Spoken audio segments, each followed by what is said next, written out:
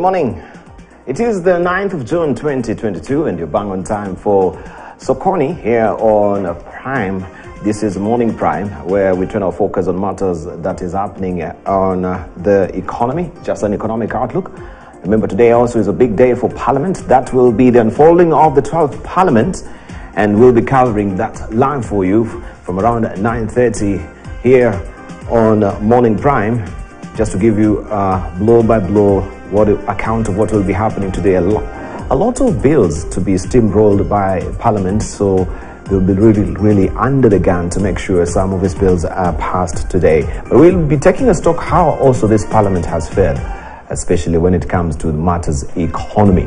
But let's see what is fresh off the press this morning, so that before you step out of the house, at least you are all the wiser on what is holding the dailies this morning. We begin with the bold paper, and this is what is on the front page of the Standard. End of 12th Parliament is a splash this morning. The good, the bad and the ugly. The National Assembly will today break without a return date unless recalled for a special sitting. The House, inaugurated on August 31st, 2017, has had its ups and downs and has come under sharp scrutiny over the conduct of its business. This story is well fleshed out for you on page 4 and 5 of the Standard this morning. The goodbye session. After today, MPs can only convene again if the Speaker recalls members for a special seating. MPs will have a morning session from 9:30 a.m. today, as I've mentioned, where they will bid each other farewell. And we'll be covering that for you. Wall-to-wall, wire-to-wire live coverage from Parliament this morning with our reporters on the ground as well. End of 12th Parliament. What will be your score for this Parliament? Do you think they've discernibly and substantially changed your life in a way? Have they fought and represented you in Parliament in the most effective way that you could think of when it comes to issues of taxes? Have they really vouched for you? Do you feel you are all the better right now when it comes to finances? Some of the critical legislations that maybe are also pending there in Parliament, have they also sweated to make sure that this has been steamrolled, right? That is what we can actually follow through this morning with our panelists. Already in studio also, I do have them. We shall be crossing over to them. We have Professor Dominic Mwenja, who is the chair of the Central Bank of Kenya Pension Fund. Also, we do have with us Professor Iraki. Iraki is a professor, associate professor at the University of Nairobi School of Business. Also, we have Fred Nabangi. Engineer Fred Nabangi is a management consultant, and we're eagerly waiting to be joined by Bill Okero, who is a former legislator, that is the Senate, and he is also a businessman and a politician, also the former chair of the Finance Committee in the Senate as well. So he's going for prayers. He'll be checking in at least 6:30, and we shall continue pace with that conversation. Now you've seen them. Let's just continue with the paper as it is right now. End of 12th Parliament is a splash this morning on the front page of the Standard. Also, 24 governors, 10 senators to battle for top county jobs. 24 governors, 10 senators to battle for top county jobs is a story that you want to read that is tucked away on page 6 of the Standard this morning. Now, Aluta continua. That is, the fight continues. The battleground is Siaya today, and Orengo is feeling the heat. We have registered voters there, 457,957, a big jump from 380,185 of those who voted in 2017.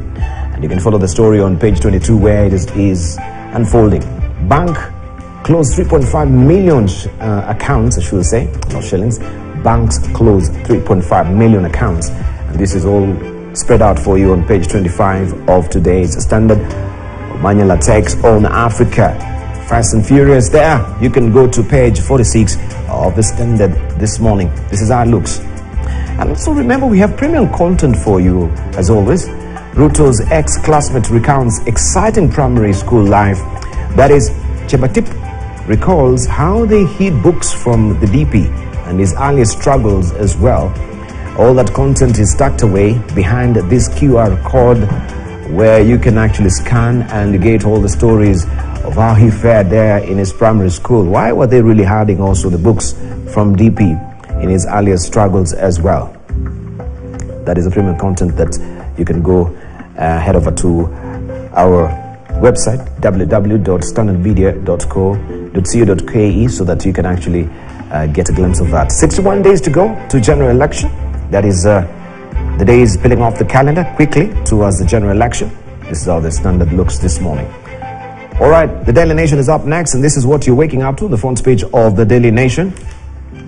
Coming up shortly, Daily Nation for you. And this is the splash. It's all about the ghost of 2017.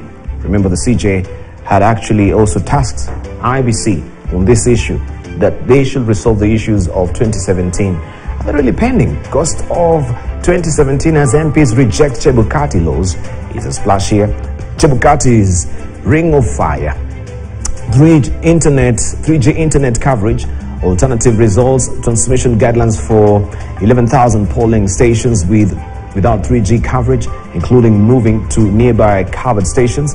On technology, upgrade of poll kits and elections data transfer from 2017 server. The Commission has awarded the 4 billion shillings contract to Dutch firm, that is Smartmatic.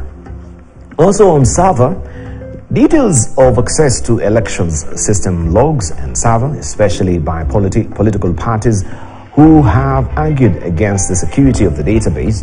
We have also results transmission, provision of elections results, live streaming portal, and clarity on whether the results read at the polling stations are officials and final, and systems testing and public dry run of results transmission technology, which according to regulations should happen by close of business today. This is when they should be actually testing the systems to find out if they're good to go. So that's the ring of fire for Chebukati there. It's 2017 all over again. Parliament's rejection of new regulations intended to seal loopholes at IBC that forced former CJ David Maraga to annul the victory of President Kenyatta in 2017 has thrown the Electoral Commission into a spin barely 60 days before this year's general election. You have the story well laid out for you on page 4, 5, and 6. Question is, what have they been doing since 2017 to try and rectify this, of course, loopholes? So Chebukati is a man under the gun to make sure he delivers free, fair, and credible elections in 2022. So he's pitched for time to rectify this. Well, he knows better. He will tell us how he will do it. Now, there's a new poll in town, and it claims Raila in 4-point lead against Ruto. New poll claims Raila in 4-point lead against Ruto. That is 42% and 38% for Ruto, 42% for Raila. That is new InfoTrack polls suggesting that if elections were held today, Azimio Umoja's Raila Odinga would lead in 20 counties and garner approximately 9.3 million votes, while Kenya Kwanza's William Ruto will lead in 16 countries and garner about 8.4 million votes. Regarding the gender voting patterns, Mr. Odinga slightly leads with the female vote at 38%, while DP Ruto has 37%. Mr. Ruto, however, yesterday dismissed the polls as inaccurate. So you can follow all the details there on page 7 of the Daily Nation this morning. Gone in Entebbe.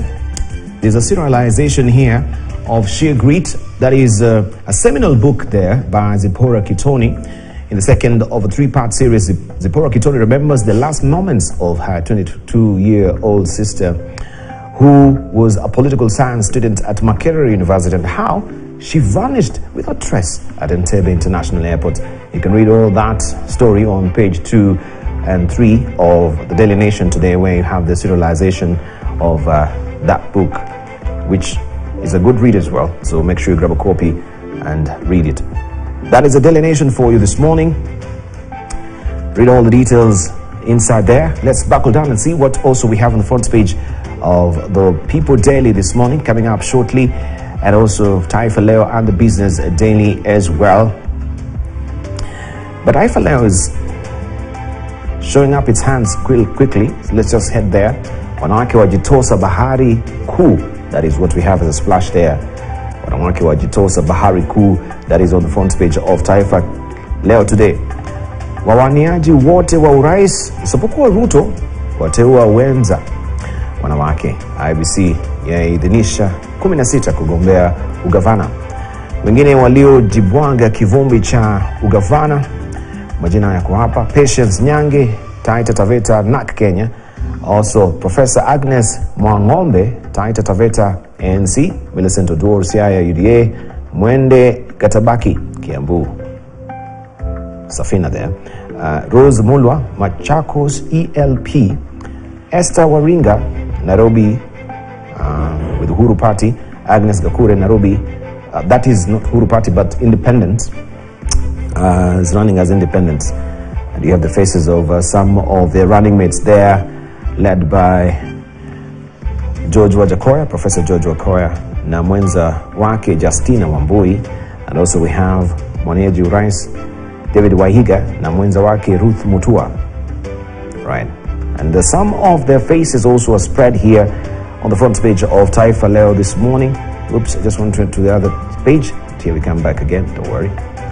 There we go. So there are the faces. Let me try and expand that. I wanted to do that so that you can see clearly, just to run it by you. Panoramic view. We have Ongoye Girisi, Kirinyaga, Gladys Wanga, Homa Bay, Aisha Juma, Kilifi, Fatuma Achani, Kwale, Cecily Mbarire Embu, Wabinyandeti, Machakos, Susan Kihika, Nakuru. We have Charity Ngilu Kitui, and Waigoro Kirinyaga. Those are the faces to watch, especially as we're trying to shake into place the gender question in this country, that is gender parity. Also on top here of Taifa Leo, mawakili wa Sonko wamenyana. You can read the details on page 4 of Taifa Leo. Maoni sasa yaweka Raila kifua mbele. That is the polls on page 3 of Taifa Leo is where you can find it this morning. Good. Let me try and also show you what we have on the front page of the People Daily and also the Star as well, quickly, so that you can get a glimpse of what it is all about this morning.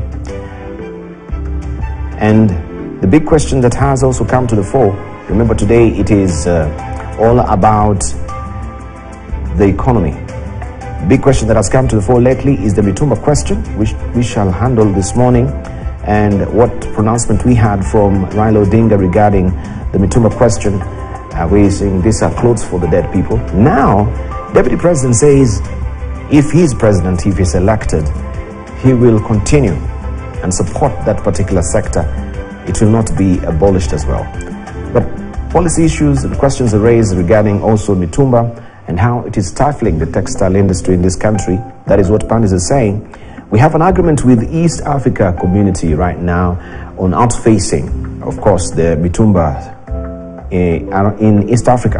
And Rwanda has been fast out of the gate to actually abolish Mitumba in that country, to prop up the sector so that people can actually wear and the textile industry can thrive in producing, their own clothes instead of actually getting them from without as well. So that question will put it to a panelist as well, just to broach the issue and see where does it go. Now it's become a hot button issue with campaigns right now, with everyone now giving their own opinion. Is this just a populist opinion because you want to gain traction of politics, or truly there is actually a genuine reason why we should support this industry? Remember, we have almost 2 million Kenyans who are supported or they're eking out their living from selling mitumbas as well. It's a big trade. Or should it just be complementary alongside also the textile industry? Right, just to remind you, today is the final goodbyes for the MPs. And do you know what? You've actually been paying them. This is the money that you will actually dish out as a taxpayer, 2 billion shillings as term expires. This is what is on the front page of the People Daily this morning. MPs and 2 billion shillings as term expires. Costly democracy is a sub-headline there. Taxpayer to foot bill of sending parliamentarians home as their tenure ends today, with those who served over 2 terms qualifying for lifetime pension worth 180,000 shillings every month. This is well fleshed out for you on page 4 of the People Daily this morning. 5.8 million shillings among that one-time legislators will take home, and this is for a lifetime for the pension. And we have 7.8 million shillings paid for legislators who served over 2 terms. Now, MPs who are the winners on this as well, who will be getting this, is Eden Canaan. We have the list here. Let's see some of these beneficiaries. We have Eden Canaan, we have Jimmy Ngwenyi, we have Naomi and Shaban, Wafula wa Munyinyi, Maoka Maore, Cecily Mbarire, Kato Olemetito, Samuel Moroto, Minor Commander Gideon Conchela, Dr. Vita Munyaka, John Badi, Daniel Manzo, Olago Alwoch, Milio Diambo. So if they are to retire today, at least they have their pension waiting for them, and what will be checking in is between 180,000 and or 5.8 million shillings and 7.8 million shillings paid for legislators who served over 2 terms. And of course, the list are here for them that have served 2 terms. For the Senate, we have James Orengo, Moses Wetangula, and George Kaniri. Interesting. That is what you can see here on the front page of the People Daily. Now, there is also a very disturbing story. Crashes claim 1,968 lives from January to May. In other dailies, I can see they're saying that NTSA is alarmed over this. Should they be alarmed also, or should they be actually trying to tend this? So if they're alarmed, then what are Kenyans expected to be? That is what is on the front page of the People Daily this morning. And 247,000 dead in IBC vote list is what it's also on the front page of the People Daily. KPMG audit reveals serious anomalies in registered days. After Raila Ruto protests. We have 481,000 number of voters who registered more than once, according to Chair Wafula Chebukati. Well, my mother tongue lingo just tripped off. I'm telling you this morning. I'm waking up. Those are occupational hazards of his job sometimes in the morning. Matamuchi ya lugha ya mama. Matamuchi ya lugha ya mama there can spill over to our work this morning. And that is a People Daily for you. Let's see what we have on the front page of the Business Daily. Finally, we buckle down to business with our panelists already here, and I want them to weigh in on what is on the front pages of the dailies before we buckle down to business. Business Daily is carrying out this particular headline for you. CBK set to regulate financial super apps. That is what we have as a splash there. Central Bank seeks greater scrutiny of the platforms like M-Pesa and Craft Silicon's Little that host multiple financial apps. And that story is well fleshed out for you on page 4 of the Business Daily as well. Textile business. This is what we're talking about, the Mutumba industry right now. A man carried second-hand clothes yesterday at Eldoret West Market when Mutumba clothes traders defended the textile industry or the business, as Kiwera Cotton Cooperative Society Chairman Francis Ongondo led his group in a heroine praising Azimio's plan to revive textile industry should the political party ascend to power. So you can see it's touching and stepping on Ronas as well. That is a catnip issue on this campaign trail as well. Kenya frets over costly Eurobond ahead of new issue. Kenya is reviewing its external borrowing options after its Eurobond yields hit double digits, signaling the high finance costs the country faces if it were to sell a new international bond. Treasury PS Julius Muya said the government was concerned about the high yields and will explore borrowing alternatives. You have the story on page 4. On page 5 of the Business Daily this morning. Director of English Point Marina asks 1 billion shillings, or risks I should say, 1 billion shillings each. You can follow the story on page 4 of the Business Daily as well. That's how it looks. I will show you the people, all the staff, much later in the course of the program. And some of these dailies will be running just alongside, of course, our split screen for you to see what is happening in other dailies. I cannot be able to cover all of them because of interest of time as well. All right, let's buckle down to the topic of the day today. And we know the political brouhaha touched off by Azimio leader Raila Odinga's promise to ban imported second-hand clothes, that is mitumba, has highlighted the need to soberly reflect on the state and future of Kenya's textile industry. Odinga may have beaten a hasty retreat on the matter following an outcry, but the serious policy issue around the popular business must not be missed. First, nobody would love to wear clothes that were once worn by unknown people in other parts of the world. The reality, however, is that many Kenyans cannot afford new clothes. That has made mitumba a multi-billion shilling industry with more than 180,000 tons imported every year. Kenya has been hesitant to ban mitumba despite a commitment by the East African Community member states to do so. Rwanda banned them in July 2018 with tremendous results for its textile sector, despite being debarred from the United States African Growth and Opportunity Act, that is a GOA scheme. The irony of propping up the mitumba value chain is that it killed textile farms that were once the pride of Kenya. It exports jobs and wreaks havoc on the balance of trade, robbing the country of competitiveness in international trade, as well as sapping the scarce foreign exchange from the economy. There is even a cultural and patriotic angle to that matter. Local garment manufacturing has the potential to not only give Kenyans a cultural identity, but also reverse a trend where artifacts and symbols like shiondos were lost to other countries. Remember Japanese with shiondos? While we do not advocate an outright ban on mitumba, policy interventions should be put in place to revive the growing of the cotton and other raw materials for the textile and footwear industry. Now, besides bolstering manufacturing to create jobs and raise incomes to a level that obviates the need for anyone to go for second-hand clothes.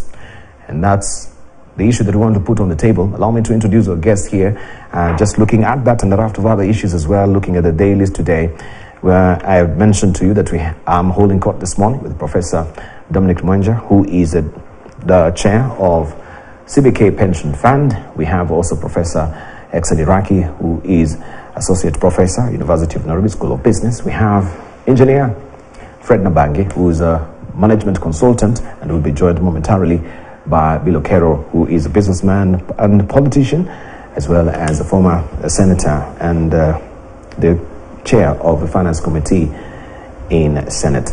Good morning, gentlemen. Good morning.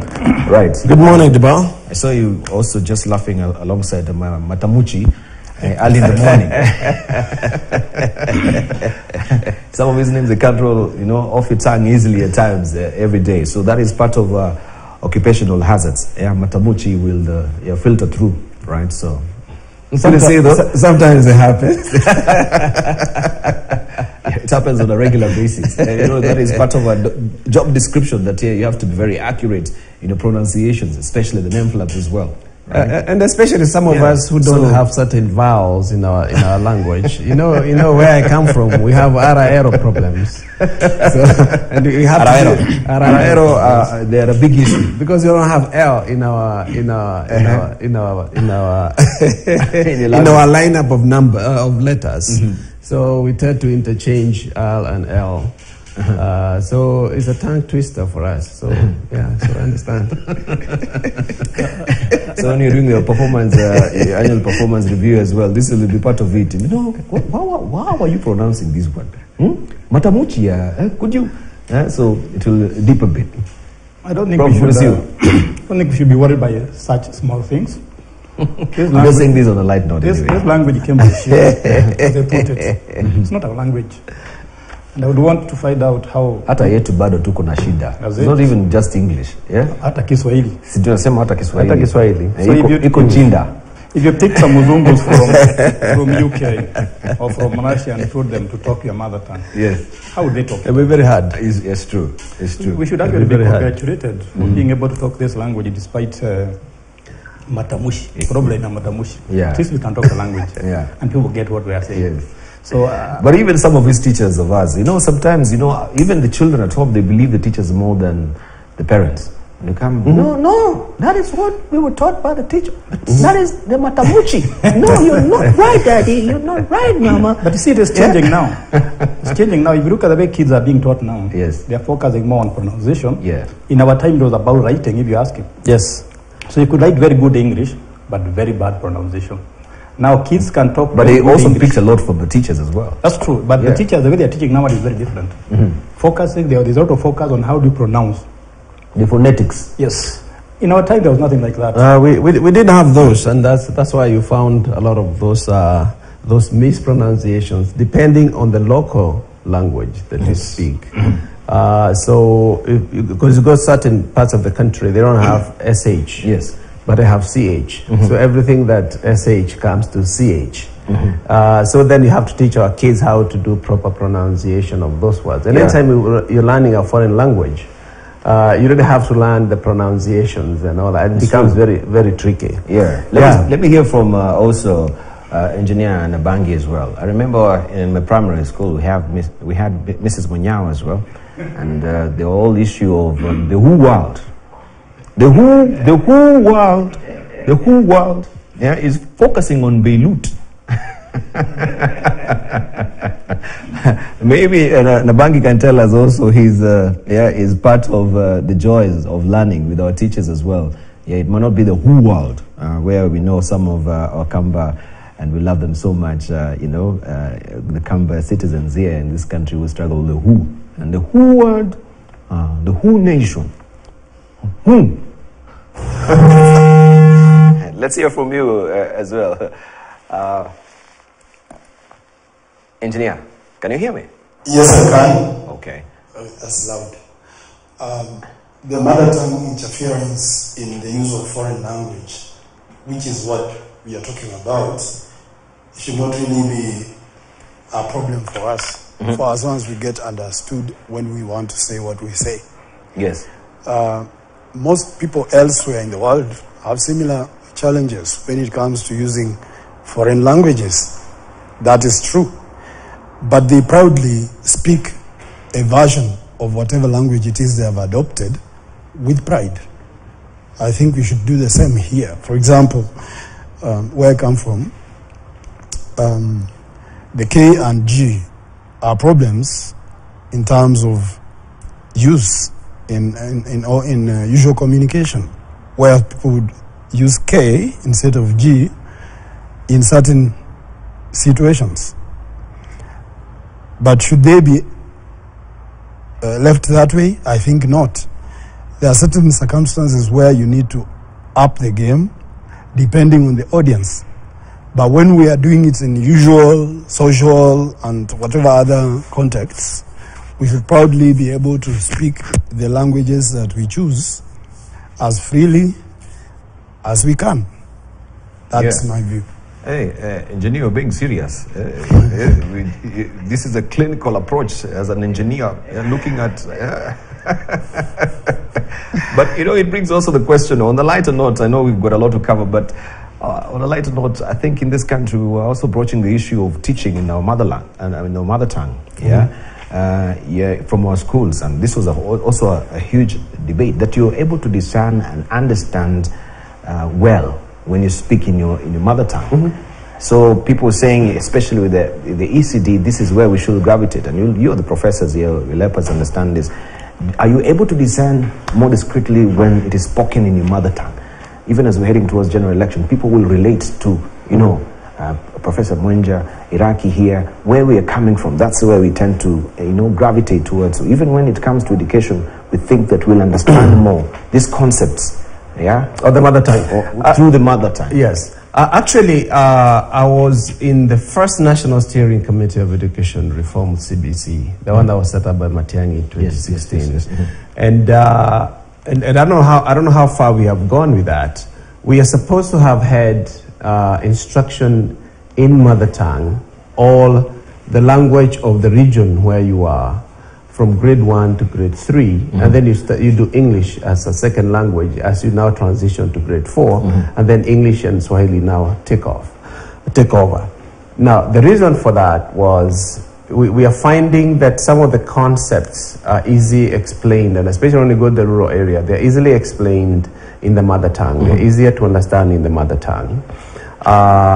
Where also at the same time, the concern was as our young people grow in these fantastic metropolitan areas, we tend to lose the languages, and once you start losing a language, you start losing a culture.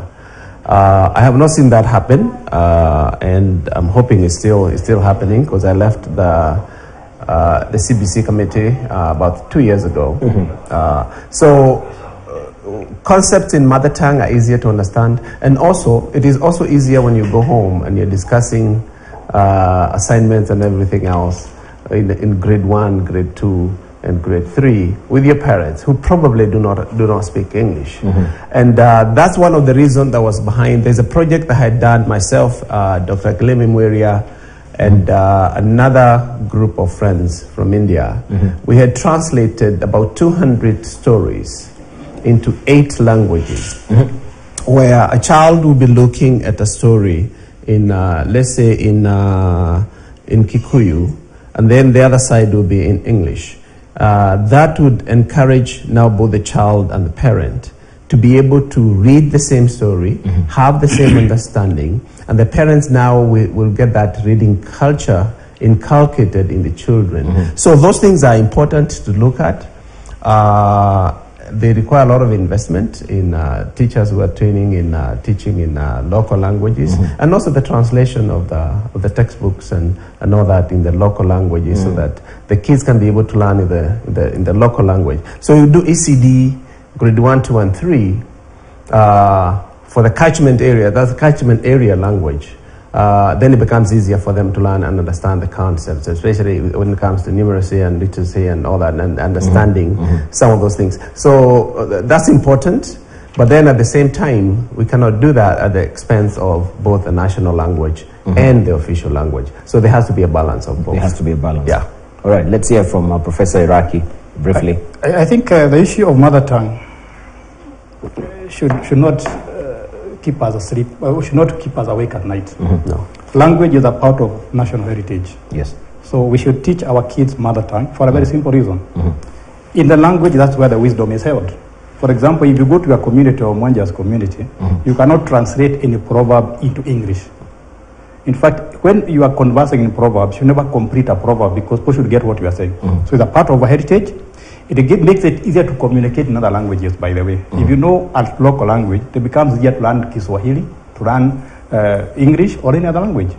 And very important is that it gives us more flexibility in communicating with other people, old, young, other communities, and so on. And I don't know why you're worried about mother tongue, because whether you want or not, your kids will learn English, they will learn Kiswahili, upende usipende. So why don't you teach them mother tongue as another advantage? And very important, a lot of jobs are created through mother tongue. Look at all the FM stations we have in this country. It's a big job market. People who can communicate in their local language. Indeed. And finally, I don't know why we are worried about mother tongue and pronunciations. I'm not worried. I've just put it on the table for us to discuss. Why are you throwing it like I'm the one who's really carrying this burden? When I'm doing my spell check on the computer, there's Australian English, South African English. Why don't we also have Kenyan English? So that people can talk, we can recognize the Kenyan English and the pronunciations. Right. Or Singaporean. Okay. You know why I also am raising this issue? Because when we come to Reine in South Africa, there has been a very, very, very big crisis, especially in trying to vet who are the real South Africans. And they've been putting it to the South Africans that if you want actually to get your passport, you should be speaking Afrikaans. And this has brought a lot of issues on, you know, just the nostalgia of Africans related to apartheid as well. And people are questioning about their identity as South Africans, right? Is everyone supposed to be speaking Afrikaans? No, we have many, many languages in South Africa. Why do you pick on Afrikaans? But this has been, you know, for you to get aboard the airline itself, you have to speak Afrikaans so that you can prove you are the real kosher South African. And sometimes we really gravitate in some of this, you know, should I call, well, I don't want for the respect of that particular nation to really sound that, yeah, it is very reductive, but they have their own reason why they chose Afrikaans. So there's a whole issue of language that also is coming to bear, especially with our identity. And this is where I want to introduce also Bilokero, who's just joining us. We find us really talking on a lighter note. It's not really a substantive topic that we have here, but we reflect back on where also some of our legislators were asking Kenyans that we should teach some of our lessons in schools in our language. So for you in Mandera, yeah, it will be your language in Mandera. If it's Somali, I know how many clans within the Somali community as well. You choose one, you teach that. So question is that the better way of understanding the concepts of, covalent bonds in chemistry? No, certainly not. But let me just correct you. Somalis, the language is only one, all the clans. So the language is one, so it's on different dialects. The language is one. But I agree, it would have been a good idea because our young children, particularly those brought up in Nairobi, don't speak the vernacular, the Somali, and also. So it would be a good, I think, at ECD to try and so that every child at least knows also his or her. I think that would be good for cultural understanding. But otherwise, I think going up to the primary school, of course, that would be very difficult to try and many of the countries that have in the past, the last 4 or 5 decades in Africa and Asia, have now tried to introduce English and other languages of that are commonly understood across the world. So I don't think that's where we want to go now. But in ECD, I think to keep the cultural the connection between the families and the communities, I think it's good. All right, okay. In fact, even my director, Karen, she's reminding me that, this is actually part of the syllabus to teach the local language. Yep. A long time ago. So we're hacking back actually to where we were before. Yes, where was it dropped? Anyway, that is not really the topic of the day. Bilokero, we don't want to spend much time of it. I know we can dedicate along and get very emotional about this as well, because everyone wanasemaga kwa Kiswahili mwambia ngoma huvutia kwake. So even me, I'll really vote for my language as well.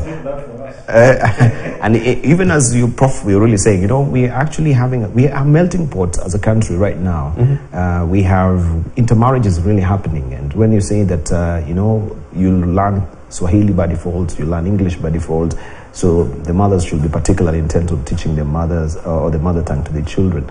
That is a big issue on the table because it's fading away. It's not that you want to preserve your culture, it's just the reality on the ground. People are intermarrying, even within the East African community. So how do you mesh these cultures together as well? I want to... Prof. Mwenje, you can take it. No, it is tricky, and it's tricky because as we become more metropolitan and more intermarriages amongst our people, and we have 48 tribes or 48 different ethnic groups with very distinct languages, and also within the same larger language, you also have dialects within that. Now, let's say, don't be surprised, 10, 15 years from now, you see somebody is called Okello, married to somebody called Wanjiro, and neither of the two kids speak either Kikuyu or Luo. No, that is happening right now. And it's not 10 years from now. It's happening right now. Why are you telling us 10 years from now? It's happened... since the beginning, the birth of this nation. Yeah, and that's why as a country we have to figure out where do we go in terms of the cultural orientation of our people. Those kids they learn both the Luo culture, they learn the Kikuyu culture, and once they do that, and then the entire national outlook. So it becomes tricky, and that's why they say the language of the catchment area. If it's in Nairobi where you have all these people who are mixed, then you use Swahili as the predominant local language. So instruction in ECD year 1, 2, and 3 of primary school be in Swahili. If you're in Kiambu, then you have Kikuyu. If you're in Luo Luo Nyanza, you do the same thing. In Western, then the different dialects of Luya and all that. So I think those things are important. And if you're in Somali, the northeastern part of the country, then of course you have one language, Somali, but different dialects depending on where you're coming from. So those things, and that's what we are envisioning when you're putting that in the curriculum for the CBC.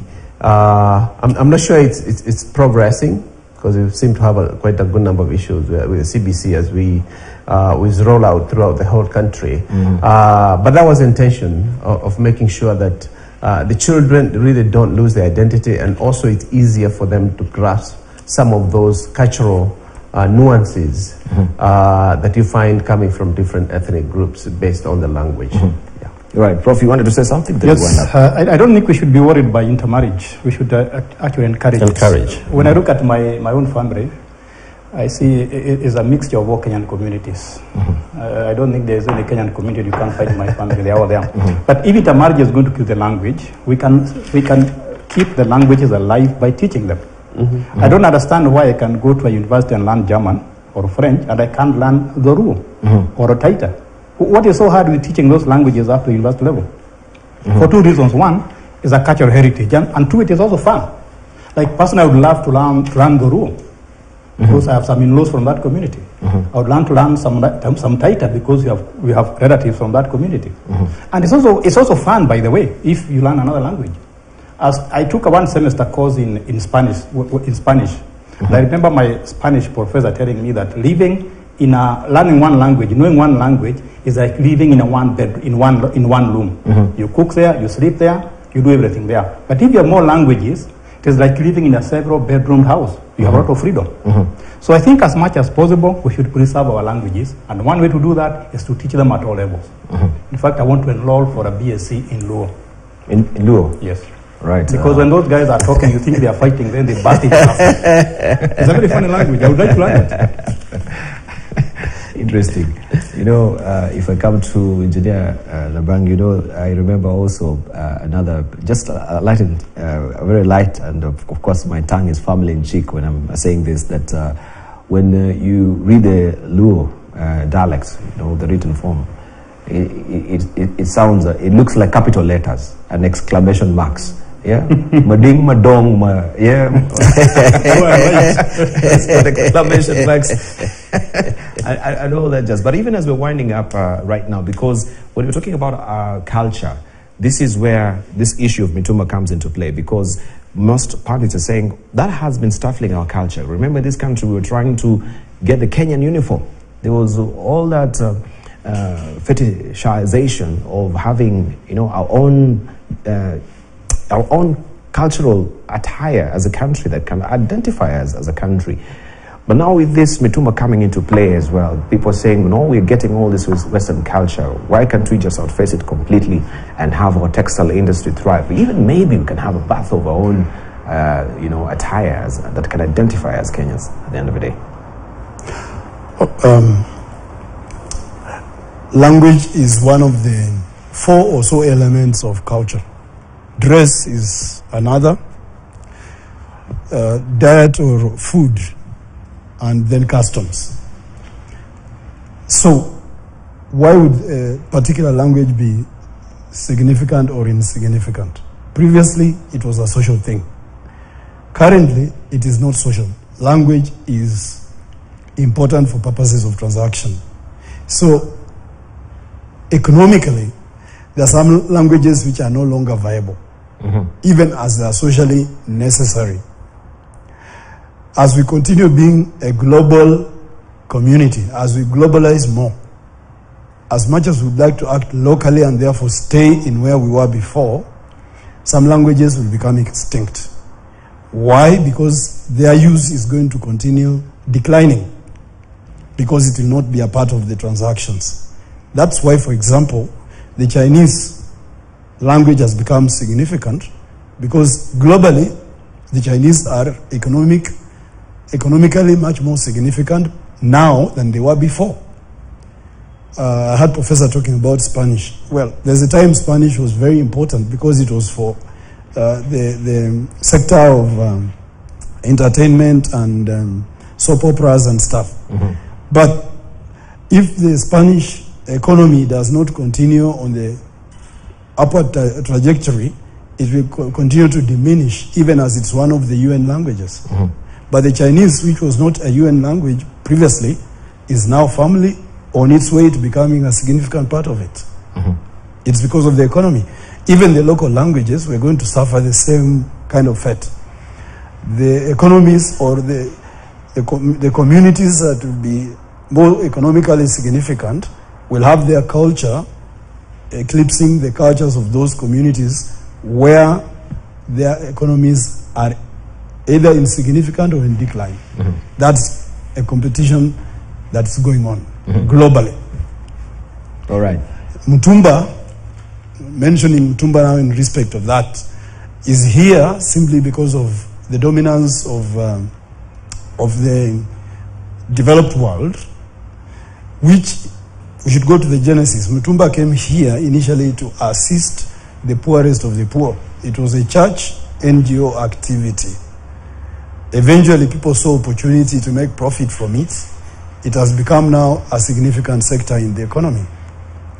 As to its usefulness and or need for continuity, there are many arguments. My view is different on that. All right, thank you. We'll buckle down to Mutumba in a moment. But Bill Okero, when we talk about also members of parliament, looking on what is on the front page of the Standard today, this is the final day and also the People Daily. Let me just show you what is on the front page of the Standard. You have a copy of the Standard with you as well. You have been in the former the 11th Parliament in the Senate as well. You can tell us, first of all, 2 billion shillings as a send-off for these MPs. Has that been overplaying of the hands that we're giving to the legislators in terms of a send-off? And secondly, even when you're talking about culture, we can see some of the speakers, especially in the Senate, or even also in the National Assembly, they've relaxed even attires. I don't know if this was in the standing orders that you have to be having the parliamentary attire, which is borrowing from England or from the Commonwealth. You should be adorning your suit and a tie. We've seen that's relaxed. Or we have Olekina coming in the house with the Masai attire. At the end of the day, we're talking about culture. So this has been playing out also in Parliament at the end of the day, that we are a confluence of different cultures in this country. And that's the beauty when we see different tapestry of our cultural attire also being presented in-house. But do you find that to be a bit outlandish when it comes in this epoch of time? Because over the years you've been having this formal attire, that you should be formal in a suit, shirt and a tie. Is it part of the standing orders?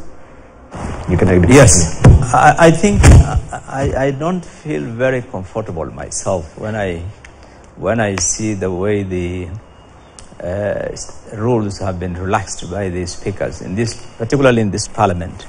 But for good order, for uniformity, for consistency, I think it's always been enforced in previous parliaments by the speakers that members of Parliament should come in properly dressed in suits. That has been, but I would not have objected really if it was on a particular day of the week, for example, that members are allowed to dress in some cultural attire. But I think otherwise, I think the relaxation, I mean, you see, you now see it in some assemblies, you see it, it doesn't really look very good when you find people not dressed formally. That formality speaks a lot, and I think it gives some sort of a picture of people in the house who are serious, who are looking a bit more smarter. Otherwise, once you relax these rules, and tomorrow I come in with my T-shirt, I mean, it doesn't. It will really, that augustness of the house, or that it will disappear. So I think, in my view, true culture is good, but I think we should really not have that kind of a situation where we relax the rules to the extent where people come in with every kind of attire and say this is my tradition. That I think is wrong. On the other hand, on the issue of end of Parliament, I think yes, it's the end of the road for the 12th Parliament, and today everyone will bid each other farewell, and those who come back. Historically, we have seen in the last 2, 3, or in fact 4 parliaments, more than half sometimes as much as 60 or 70% of the members of parliament don't come back. And the turnover is huge. We have seen even, I think was it the 9th or 10th, the time where it went up to 70-80% of the turnover is very high. But I would expect that members of parliament, when they are leaving, would try to address their own send-off in terms of their, benefits. It's like an employment. When you join parliament, you're given an appointment, by the Parliamentary Service Commission on certain terms. And so when your term ends, you would expect, members would expect some terminal, if you will, some terminal benefits, because for most of them it would be the end of their employment, if you will, in parliament. So I think then, since they're the ones who make the rules and the law, and then I would not be surprised that they can ask for the 2 billion as a send-off for, and I think I remember in the 11th, I think, or in the parliament where we were. It ended before completing the 5 years because of the transition to the new constitution. With a few months were hived off from our term, and members, I know, to date are still fighting to try and get, the payment for those. I think 5 months or something that disappeared. But I would imagine that they would get this send off. It's always this. Things are always a trade-off between Treasury and Parliament. Treasury having their own, as usual, things that they want passed. For example, in this case, the last minute they had the 10 trillion, debt ceiling that they wanted passed, and MPs would, I'm sure, also then get their own, things passed at the same time. So I think that is what happened, and but it's important to appreciate that now the term has ended. There is no member of parliament now who would address himself to the issues of his constituency. I think the focus is now on getting himself or herself re-elected to parliament. All right, so we have a costly democracy, as the People Daily will put it, that we are sending home for our tax, our legislators, 180,000 every month because of let me clear some flames there, because of a lifetime pension. And this we have 5.8 million shillings amount that one-term legislators will take home, and 7.8 million shillings for pay for legislators who have served over 2 terms. We have some of the winners also who have been listed there, from Eden Canaan, Jimmy Agwenyi, Naomi Shaban as well.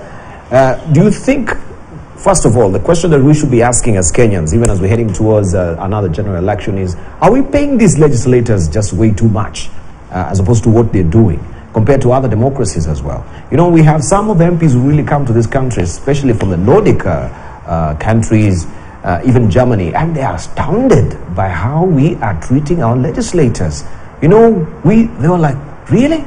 They are driving these big guzzlers? In our country, we are very conservative.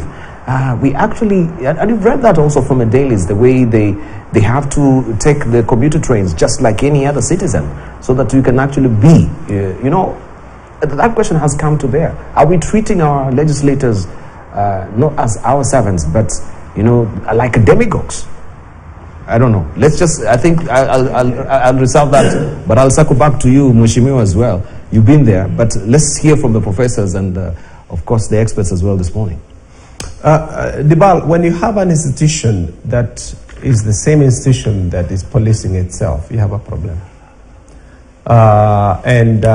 These guys in parliament, they try to do as much as possible to grab as much as possible before they leave office. The biggest problem with that is there is this huge expense of these hundreds and hundreds of registrators, not only on the pay parts, the issues of sitting allowances, the issue of guards throughout 24 hours. You don't find that in a lot of countries. So they're very expensive. But because they seem to be an authority and in and of itself, it becomes very tricky. Remember Sarah Serem was fighting Parliament when she was head of CRC, when she tried to curtail all these allowances and the money that these guys get. But imagine you went somewhere and you worked for 5 years, you had a contract for 5 years, and you're told now you have worked for 5 years, so we're going to give you a lifetime amount of money, say what, 180,000 or something like that. We're going to give you 5 million shillings or 7.2 million shillings because you worked for 10 years. And then after that, first of all, when you come in, we give you a grant. I tell you, okay, go buy a car because you're a nice guy. Now, it is very, very, very expensive. I remember, Lee Kuan Yew saying, you get your best and brightest in politics and the country will run, but then pay them well. The problem is that we have in this country, sometimes we don't have our best and brightest going to parliament.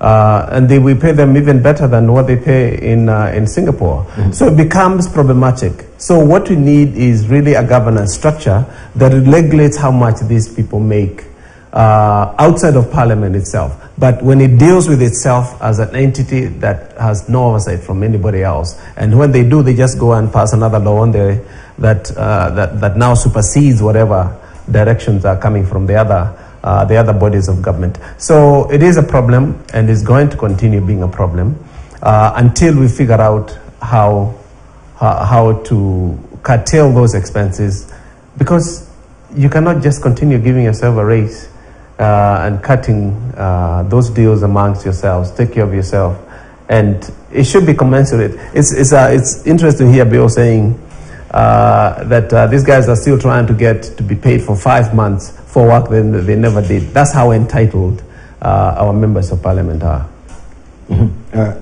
Professor, an interesting discussion. I think MPs have shown very clearly that, like anybody else, they after their self-interest. And as human, take care of your own interests.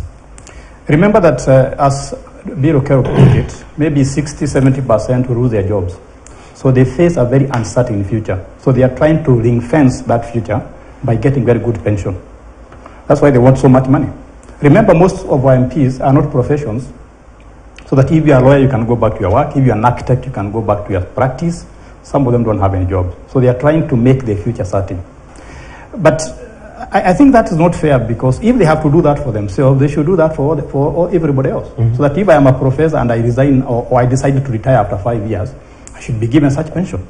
So let's have fairness, because that's why we elected these gentlemen, to make sure that everybody benefits from the country's resources. But I think the problem came when we changed the constitution. Remember, there was a time the president could decide when to dissolve the parliament. And that sort of democracy always hung over parliamentarians. They had to behave, because the president could get annoyed one day and dissolve the parliament. Now he can't. So the parliament have to run through its course. And that makes it very easy for them to do what they want. So I think we need a constitutional amendment that probably demands that all MPs should be volunteers. Because it's very honorable just to become an MP even without being paid. So let's make them volunteers. Everybody who can become an MP, we elect you, but we tell you you are doing this as an honor to the nation. Because this money these guys are being paid is too much money by any benchmark that you use. And a lot of other people in this country work harder than MPs. They don't get such pension. They don't get that money. So for the sake of equity, for the sake of equality, let's have MPs who are paid like all other hard-working Kenyans. Yeah. We want to take a short break, and I think it's 7 on the nose. We will broach that issue on the other side of the break with you also, Engineer Nabangi, and also Legislator Bill O'Carroll. Question that is being raised is very fair. If I've served for only one term, and I don't know if this is applicable here, why should I be paid for 180 shillings per month, which is a life pension?